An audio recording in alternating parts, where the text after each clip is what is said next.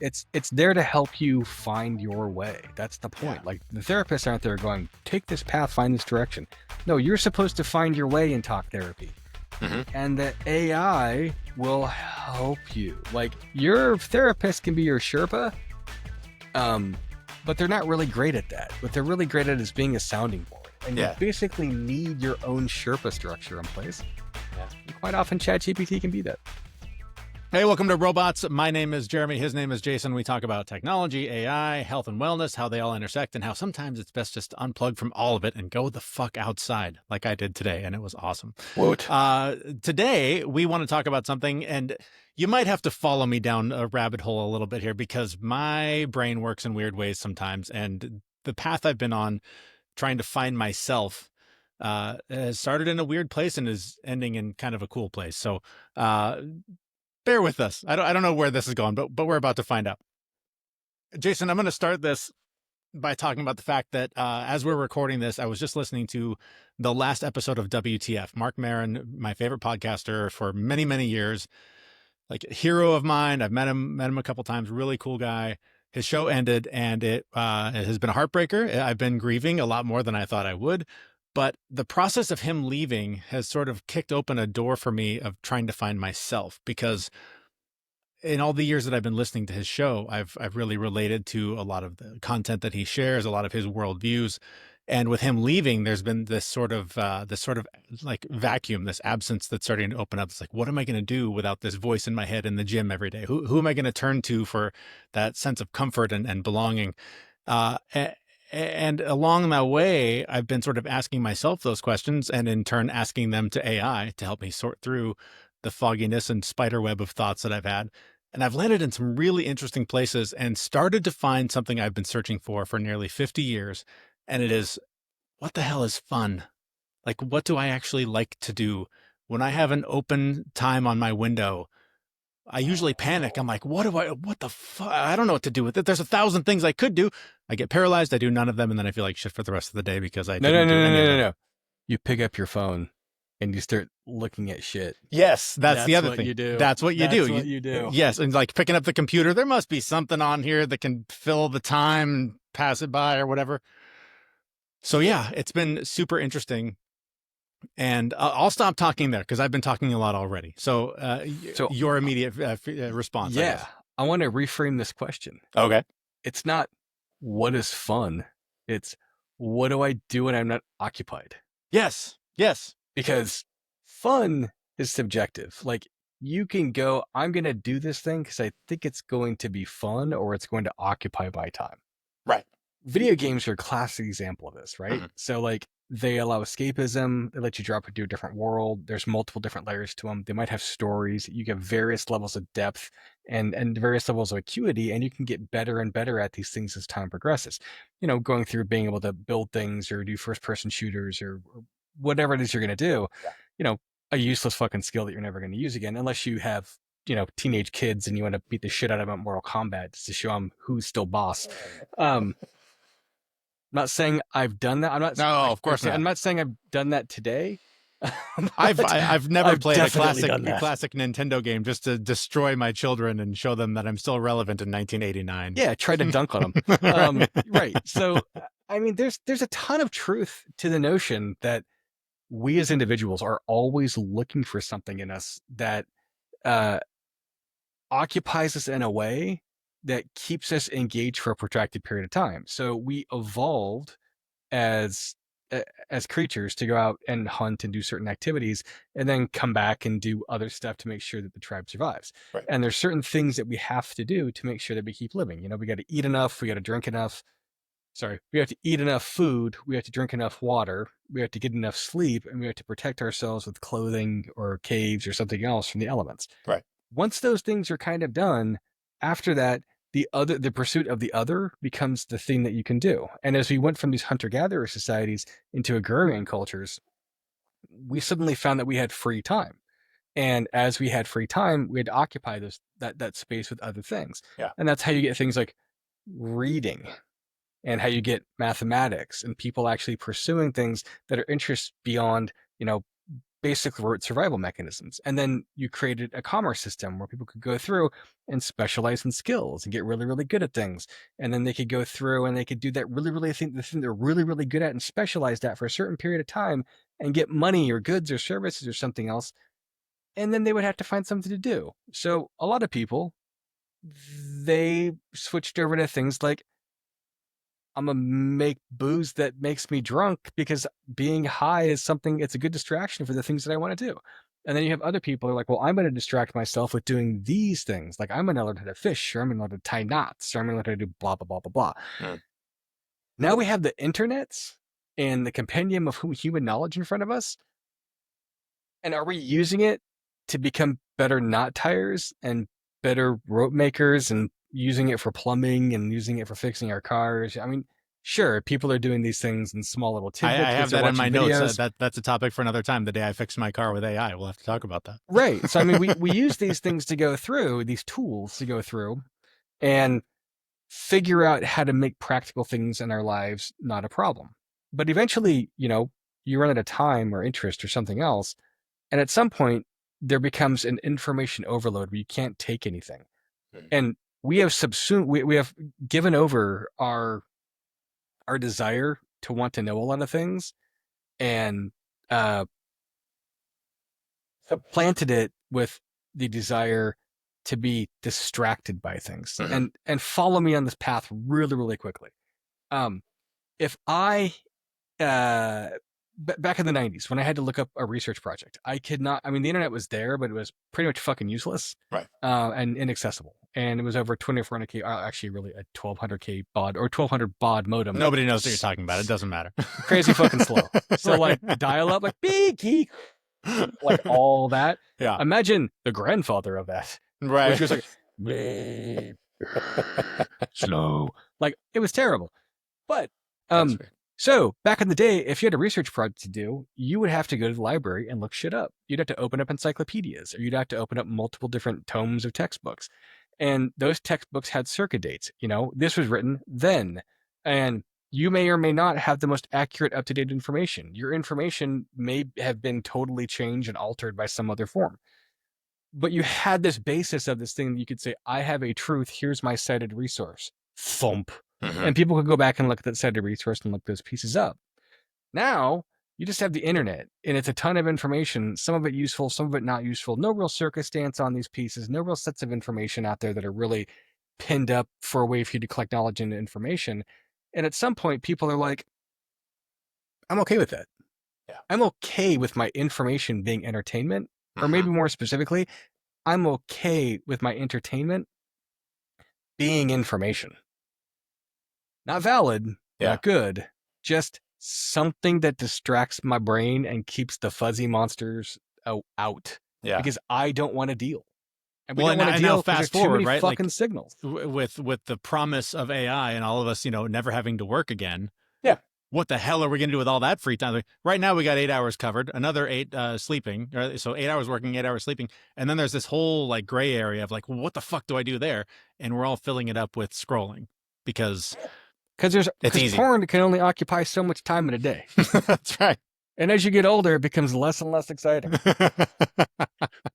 So I've heard. So I've heard. So it's been said. I mean, I think statistically, you could probably ask AI, and you could probably find out what those curvature timelines are. Sure. but the real question isn't so much, maybe it is. Maybe the real question is what actually does bring me joy and what actually does bring me happiness. And if you start talking about Marie Kondoing your internet life and your internet persona, that becomes a very interesting question, a very interesting exercise. Right. And so I went down the path of this because there have been no shortage of forums or, groups I've joined or things where it's like, what do you do for fun? What are your hobbies? And, podcasting only fills up so much of the page, right? Like I've got to do something else with my time. What is it? And, there's lots of things that I do that in the moment they're enjoyable, but I don't look at them and go, oh man, if I had free time, that's all I would do. That would be amazing. So I had this moment in my absence of listening to Mark Maron because I was all caught up and I was like, God, I haven't listened to an audiobook in a long time. Let's fire up one of these audiobook things. And it's, one of your typical, live your best life audiobooks, right? It's there's nothing massively groundbreaking in it. It's like the thousands of other self-help books I've read in my life. But there was something about being in the gym at the moment when I was being inquisitive about this part of my life. And the book instructed me to make a list of all of the problems that I have in my life. Just make a list. No judgment, no nothing, just make the list. So I'm sitting there in between sets and I'm just vomiting out, a list of things that I had a problem with, from, relationship issues, money issues, whatever, like just giant brain dump. But then I took it a step further. The book did not instruct me to do this, but I went, God, what if I dumped this into ChatGPT? And I said, write me a letter from my perspective, helping me deal with and start to come up with an action plan to resolve these problems. The letter, I swear to God, broke me emotionally. Like, I was sitting there crying, reading it was like, dude, you're not broken. Shit is hard. You got a lot on your plate. You're not, literally, there was a line, I believe it was, you're not broken, you're buried and you're digging. And I was like, yeah, yeah, that's it. Like, totally connected. And so, but then it went a step further, right? Like, that was sort of the therapy answer. But what I love about doing this sort of an exercise with AI is that it also goes the step further, and it came up with the action plan. Here are the steps to start taking. And I was like, okay, let's break them down one by one, write it in a format that I can copy and paste into my task manager thing that I can start to populate a calendar with and start to take action on. And so part of that exercise led me to, it was like, carve out time every day for something fun. I was like, well, fuck, if I knew that, I probably wouldn't be in this situation because I don't know how to have fun. What the fuck does that even feel like? And there was something in processing that question where I just like connected with, there was this moment of ease. And I think I was just with my kids or something, and they're at the park and they're playing. And I was like, God, this reminds me of that time in Paris when, like, we're just laying in the park and it was very leisurely. This reminds me of when we went to Disneyland the first time, and we just had no agenda. We just followed the kids wherever they went. And I started, these lights, these words started to light up in my head: flow, ease, peace, calm, presence. And so I started dumping that into the tool, and I was like, this is what I want more of in my life. Like, that, to me, that is as close to fun as I'm ever going to feel. It's like just sense of like that, just this ease. And it was like, that it was, of course, it's like, that's amazing, champ. But it was interesting because it was like, you're not the kind of person who's looking for the skydiving, the parasailing, the, rock climbing. You want this calm. You want these peaceful moments to just sort of enjoy life. And I was like, uh-huh. And it was like, P.S., there's nothing wrong with that. Like, if that's fun for you, that's awesome. Do more of that. And I felt this like forgiveness, or this allowance to accept that Permission. is, yeah, permission. That's the word. Thank you. That this permission to seek more of that, and that could be enough. Yeah. And all of a sudden I started this wash over my body of like, uh, just comfort in my own skin, Hmm. feeling like, okay, that's who I am. And that's okay. There's nothing wrong with that. There's nothing wrong with my lack of desire to throw myself out of a fucking airplane. It's okay that I just want more calm and peace and quiet in my life. And that's okay. This all, again, I'm going to keep circling back to Marin because this is where I'm at in my life. I went and saw the documentary about his life and his loss of his partner a few years ago. And in watching him on screen, as tortured as he is, and as much as I relate to that torture, there's also this comfort in his own skin of like, that's who he is and that's how he's lived his life. And he's has a level Yeah. of acceptance to it. And so I'm just like, there's part of me that the soundtrack in my head that used to be, God, you fucking idiot. God, you're the dumbest piece of shit. How could you do such a stupid thing? I erased all of that a few years ago. And there's just been this vacuum since then of like, what is the dialogue? What is the conversation I'm having with myself? And all of a sudden I'm starting to hear things like, it's okay that you feel like this. It's okay that this is what you want to do. It's okay that you don't give a shit about the problem that person's having and you don't want to have to solve it for them again. Like, there's all these things that all of a sudden I'm hearing this new soundtrack that's like, you don't have to fucking be anything other than what you are right now. And that's fine. And it's weird because it's landing. And so with that, I was like, again, having the conversation with AI, what should I do? Like, what other things can bring this kind of feeling? And it was like, it got me thinking, and I'm like, I used to like riding my bike. And so like today I'm off work. I just decided to take a day off because it's the day after Thanksgiving. I just wanted to extend the weekend. Canadian And Thanksgiving. Canadian Thanksgiving. Yeah, that's right. Because we do it right. We do it in October, the way you're supposed to. And I was like, I'm gonna take the kids to school. I'm gonna go ride my bike on a trail. I'm just gonna go do it because why not? Like I would have been panicking 2 weeks ago if I was trying to figure out what to do tomorrow, but because I had just gone through this exercise, I was like, I'm gonna go do that. You know why? Because I like it. Doesn't have to be the biggest thrill of my life, but it's something I enjoy. Let's go give it a shot.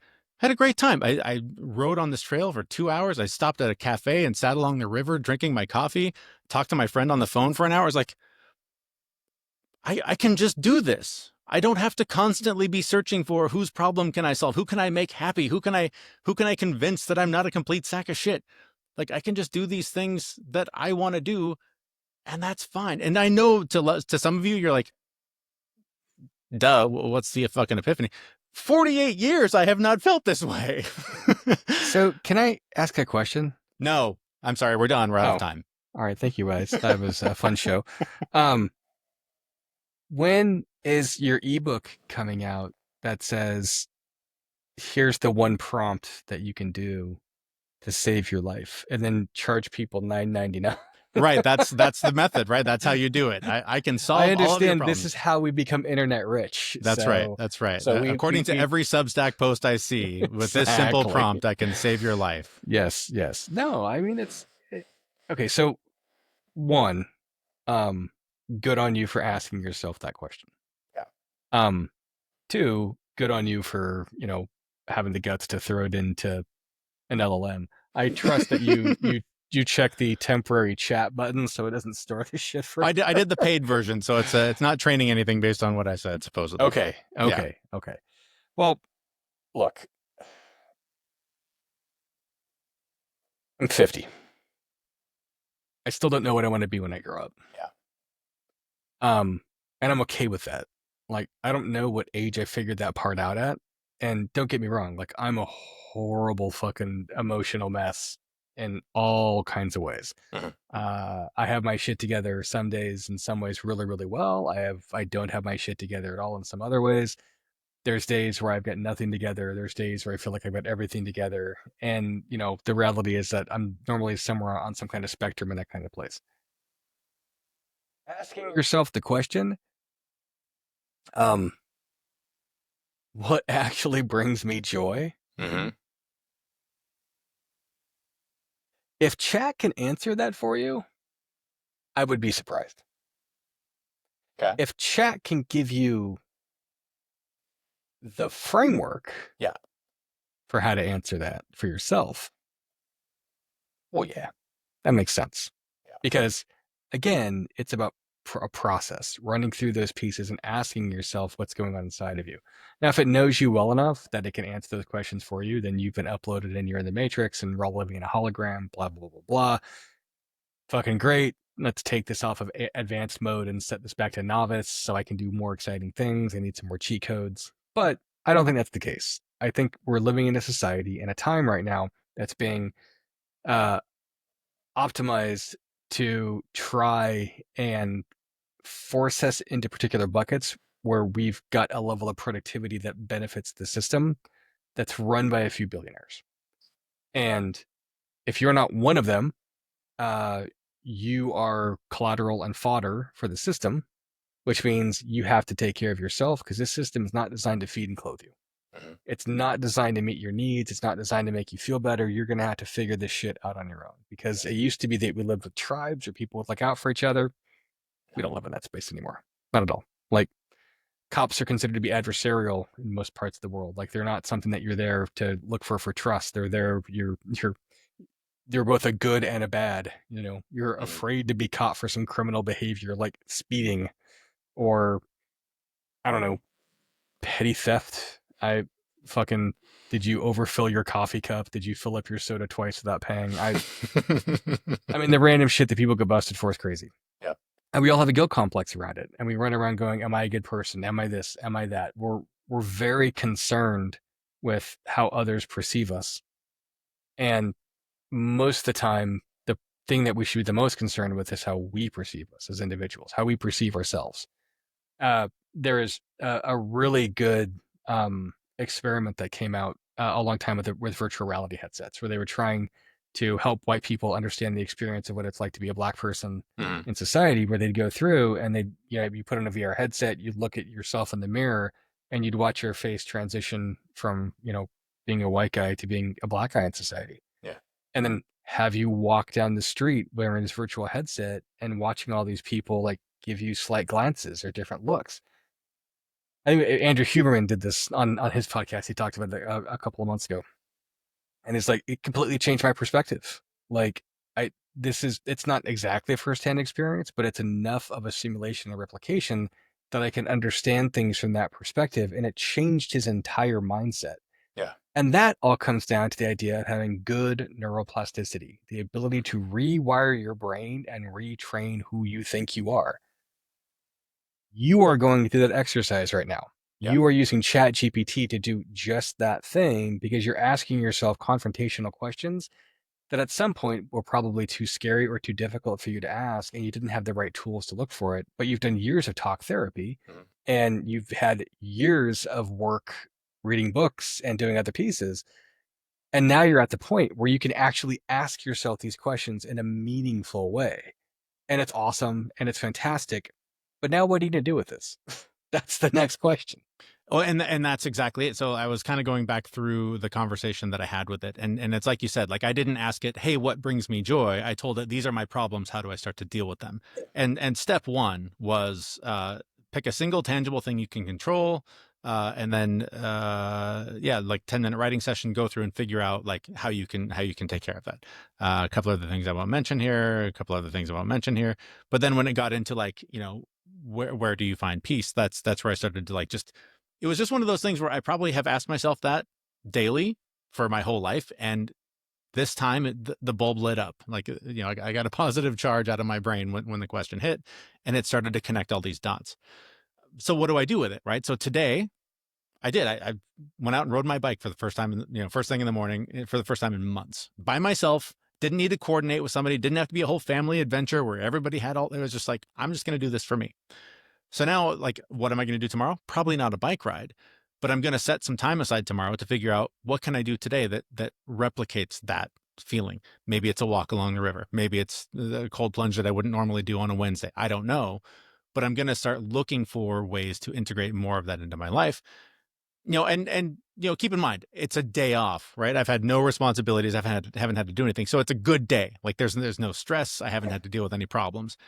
But part of that is because I didn't get sucked into a scroll. I didn't get sucked into like what meaningless tasks can I fill my day with on my computer to simulate the stress of a workday to feel normal, to feel like it's routine, and then still sort of end up in the same place.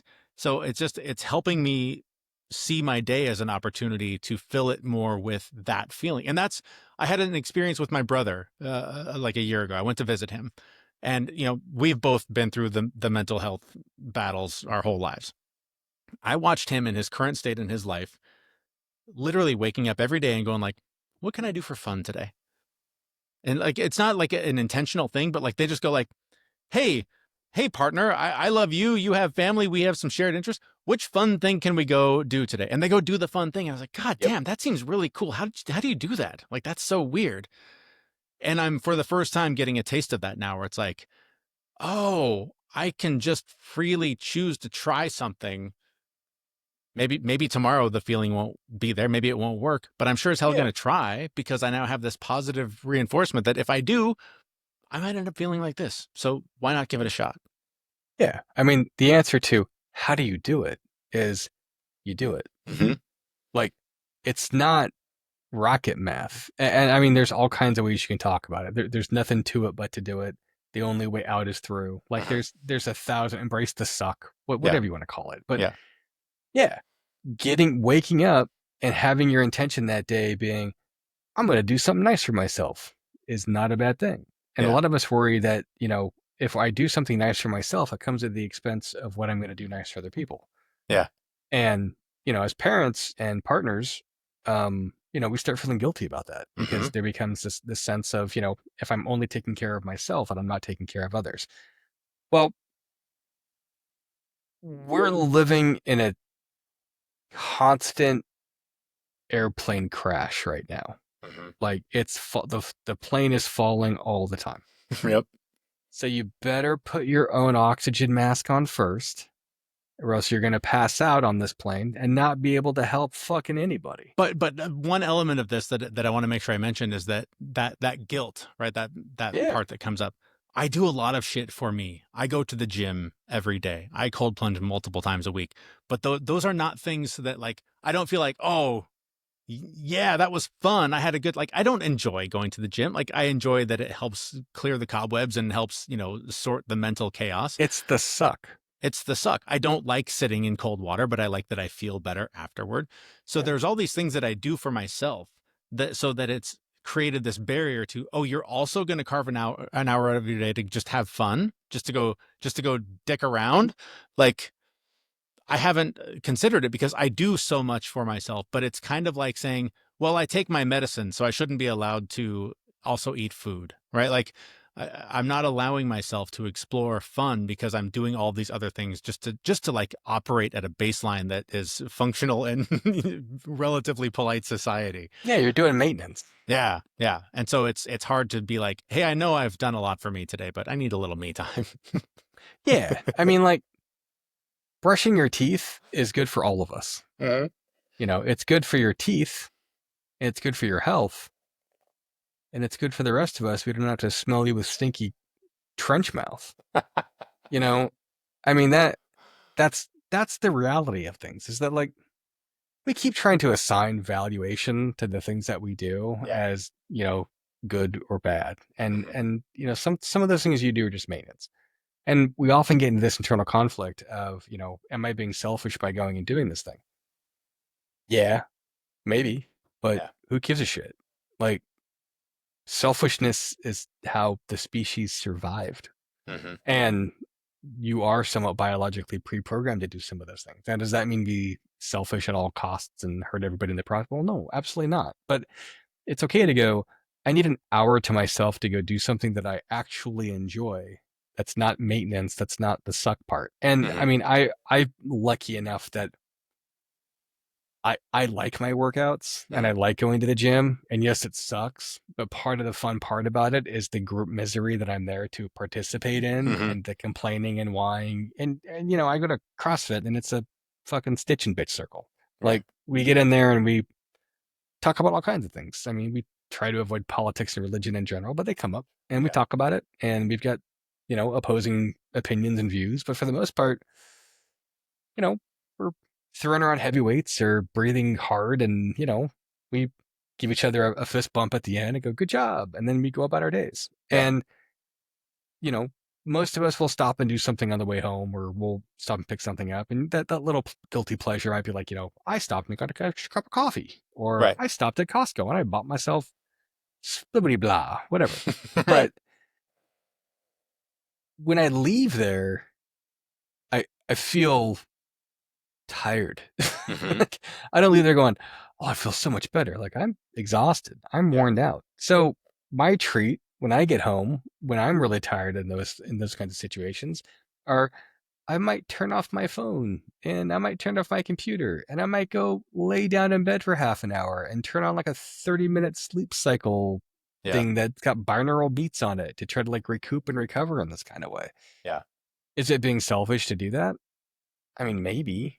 Is it, am I not doing something for my employer during that 30 minutes? Well, I don't know. I mean, I think them getting the best of me and getting me at my best emotional, physical, mental peak, pretty beneficial. Because when I'm Yeah. working at my best, I'm highly productive. Yeah. When I'm working at my worst, I am not.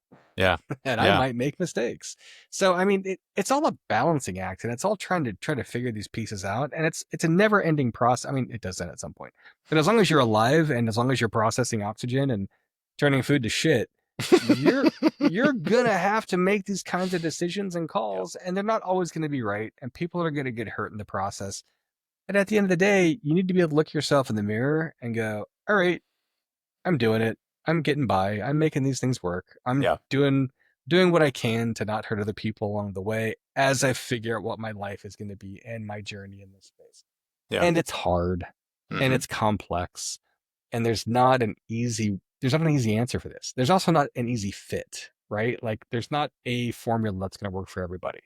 So doing this exercise and asking the AI gods what a framework would look like for you is a wise idea. And being able to go through and prompt engineer those pieces and try to push those things through is a wise idea. And if you use it as a life coach and maybe consult some humans along the way as well to check yourself, Yeah.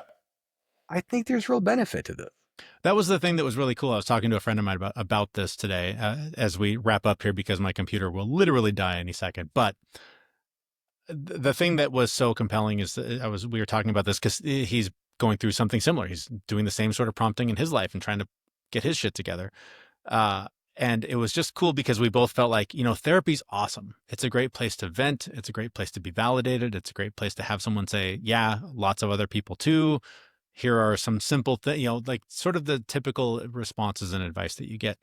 But rarely will your therapist go, okay, cool, here's a 10-point action plan. Now let's format that in a way that can land in your calendar so that every day you can do this task and that task and that task and start to build toward the thing that you and I now agree, based on our conversation, you want to do. It's typically like, you vent for an hour and they sort of nod and yeah, and they ask us a few questions. They push back a little. They inquire about it. Is that true? Do you really believe that to be the case? But rarely do I walk away with like, here's the playbook. Here's the things you can start to do.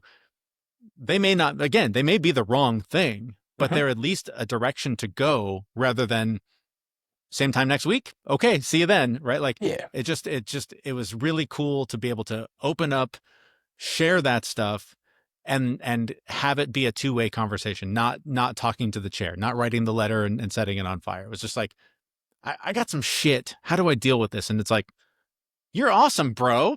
Do these 10 things. Yeah. All right. So far, step 1 feels pretty good. Right. And just standing like an old man screaming at clouds, shaking your fist is like, it's very therapeutic and it makes you feel good. But most talk therapy is that, right? Like it's not telling you what to do. It's not Your giving dog you agrees. good advice. Like the dog totally agrees. It's not giving you advice. It's there to help you find your way. That's the point. Yeah. Like the therapists aren't there going, take this path, find this direction. No, you're supposed to find your way in talk therapy. And the AI will help you. Like your therapist can be your sherpa, but they're not really great at that. What they're really great at is being a sounding board. And you basically need your own sherpa structure in place.